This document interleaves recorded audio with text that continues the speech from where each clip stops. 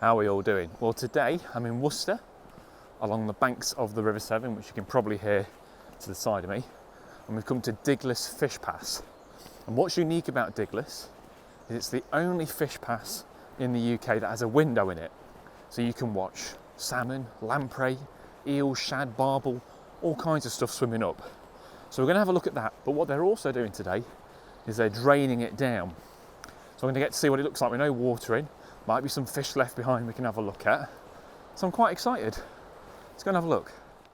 Located in Worcester, the Fish Pass was completed in 2021 and gives a unique view into the fish of the River Severn, so I couldn't wait to go and have a look at the window. The pass itself is 100 metres long, 8 metres wide and 5 metres deep. I met Mark Miles from the Canal and River Trust to tell me some more about it. Morning. How you doing? You all right? Yeah, good, thanks. How are you? Good, yeah. Brought the sunshine with you. Yeah, I know, I do. Nice to see you again. Yeah, good. Yeah, I'm excited. Excellent. Oh. Yeah. What's the viz like? Is it pretty mucky at the minute? Yeah, Can you sure, see? I'll take you down, Yeah, show yeah. you Let's go. where- Let's go have a look. Yeah. Yeah, I think it's a mixture of stuff on the window and Okay. the water seems to be a little bit green. These are very, very good pictures you've got up Well, here, yeah, by the what way. I can I don't know who's done them. Yeah, stunning.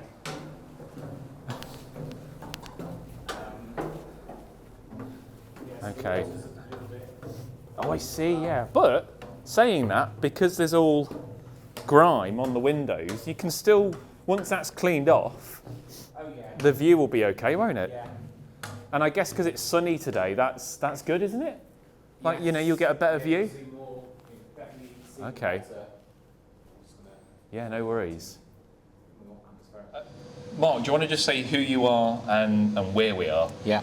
Okay, so my name's Mark. I work for the Canal and River Trust. I'm the Visitor Services Manager running tours and visits to Diglis Island, and we're over at the Fish Pass at Diglis at the moment in the viewing gallery. I mean, this is pretty amazing, really, is it? So this is the only one of its kind in England and Wales, right? That's correct.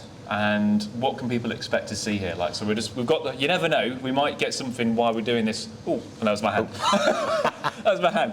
What might we expect to see? So it could be bleak all days. We get an awful lot of bleak and days Okay. go through. Could be perch. We've had salmon. We had 400 salmon come through last year. Pike, sea lamprey, the occasional otter. Oh, really? An otter? Yeah. There's a halt on the island opposite, and apparently it's getting a little bit more brazen coming through. We've only seen it a few times when we've had visitors down here. There must be like a whitewater rapid for it. Absolutely, yeah. Really sleek as it moves through. So yeah, 27 species of fish we've had through now. 27, that's pretty good going.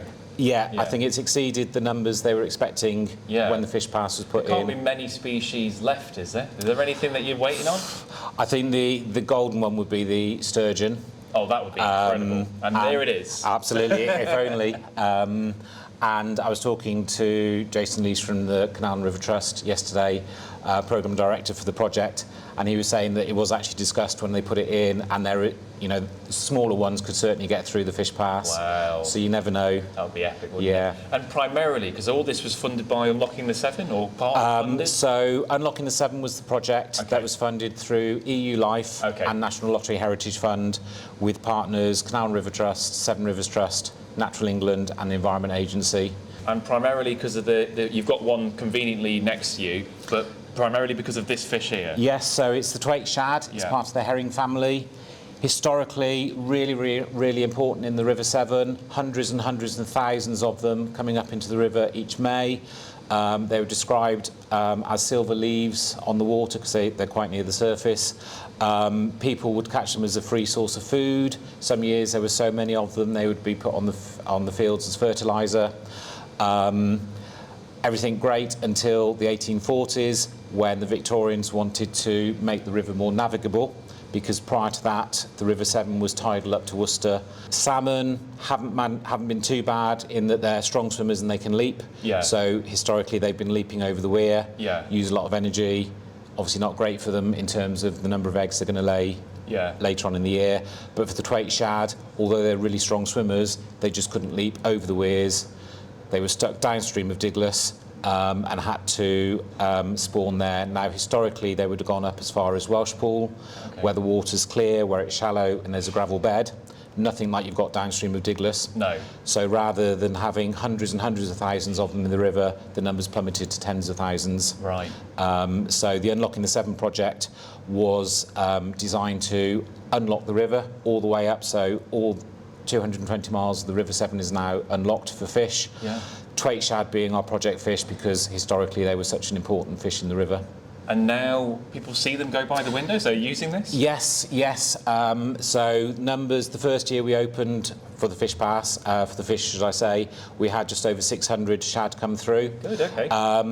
Never know at We're all. still sort of in the season, aren't we? We I could think get we're coming towards the end of it now. Okay. There was a high tide, I think, end of last week at some point, so never they know. use the high tides, yeah. Okay. We've seen them in the morning as well, so, you know, any time. Yeah. They're wild animals, they do what they want when they want, so, you know, it's just a bit of patience and keeping your fingers crossed. And at the minute, so you're draining the fish past for what reason? Why are you draining it? So to clean the window, and we've also got another larger window that's got lights behind it. Yeah. So every 7 to 10 days we clean it because there's a build-up of algae on there, and it means that once it's all done, we as visitors can see the window, but also it helps with all the monitoring that we do as well. And you do find fish in there, don't you? Like kind of sometimes. There's Yes, fish knocking around? So once it drains, we check the fish pass itself in case there's fish. Sometimes we've seen salmon. Really? Stuck in one of the small pools of water, so we've had to move those carefully down into the main part of the river.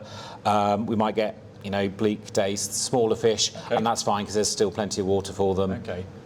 And then this afternoon it'll go back up again and be nice and clean and hopefully see some fish. Hopefully, yeah. Well, yeah, fingers crossed. I'm excited for that. Well, look, let's wait for a little bit more water to drain maybe, and then go and have a look at that. Yeah. The drain down took about an hour to let the water out, and then I could go down and see the fish pass from a shad's eye view. Lead the way. Come on down. Just hold the handrails. Hold the rails, okay. Health and safety. Okay. There you go. You got that, buddy? No worries. All right. We'll see if we can find a sturgeon or something, yeah? You never know.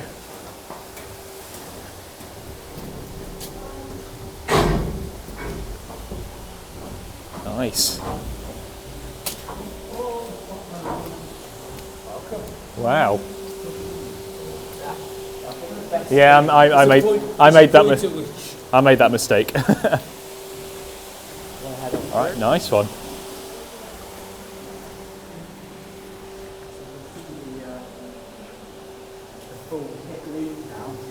Yeah. In its entirety. What's that? What's that for? So that's for monitoring the fish. So any tagged fish that have a pit tag in them, when they go through it sets off the. Oh, I see. magnetic field, Got ya. and then the receivers are in the box up there, which transmit the information. Have they already scooped around in here? Like they? I would have guessed so. Yeah. Yeah. Laura's usually pretty. She's hot pretty on handy. Okay. all kinds.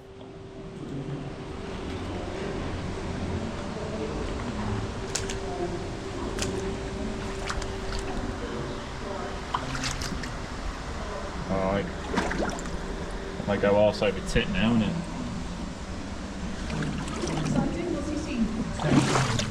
Oh. You see it? Yeah, he's in the net. I'm not sure what it is. Okay, let's have a look. But he is little and. Oh, it's a bullhead. Bullhead, that's Wow. I was that's right. it's a nice sized bullhead actually.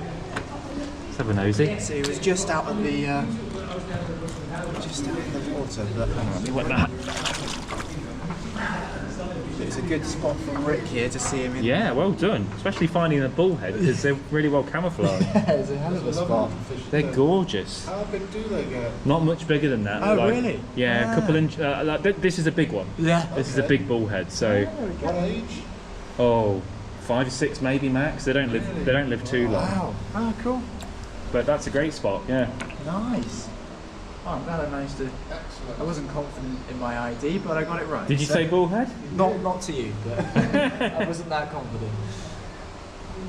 I mean, there'll be loads. They'll love this. Yeah. They'll absolutely love. Look at the rocks where they've just all. It's incredible, isn't it? It is. Will I be able to get this level?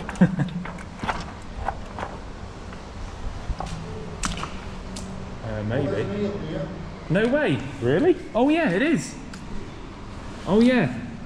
Oh, you little bugger. Well spotted. Well, it's nice to see a couple of eels, bullheads, and it kind of hammers home that fish passes are not just for salmon and shad. You do get other species in here. There's no such thing as a migratory fish, I always like to say, because all fish are migratory. So you'll get lots of species using this. We'll see if we can see anything else, and I'll avoid falling in with a bit of luck. I've just said that one to go in now, aren't I? It's not every day you get to see a fish pass from this perspective, so it was amazing to see the design of it and how it works for the fish, allowing them to move upstream to find better spawning habitat. When the pass did refill, I sat myself down to wait and see what came along, and the dropping sessions began also, so members of the public could come down and see what they could spot. It was a bit slow at first, but eventually did spot a few barbel swimming by, which was lovely to see. But it is important to note this isn't an aquarium and nothing is guaranteed in terms of what you might see, which in my eyes makes it more exciting. These are wild fish moving about in the river, and this really is a unique chance for the public to see them. I wish more rivers had windows like this in England. It'd be amazing to see on a chalk stream or a clearer river.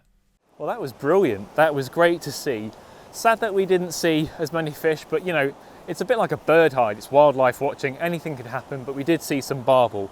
I would highly recommend, if you're in the Worcester area, come and visit. There are free drop-in sessions, and I think you can do a 90-minute one for a small fee. But if you're into your fish, this is a unique opportunity to see wild fish doing their thing. So if you get a chance, come along. Thanks for watching, hope you enjoyed it. If you enjoyed this vid, why not check out this other video right here?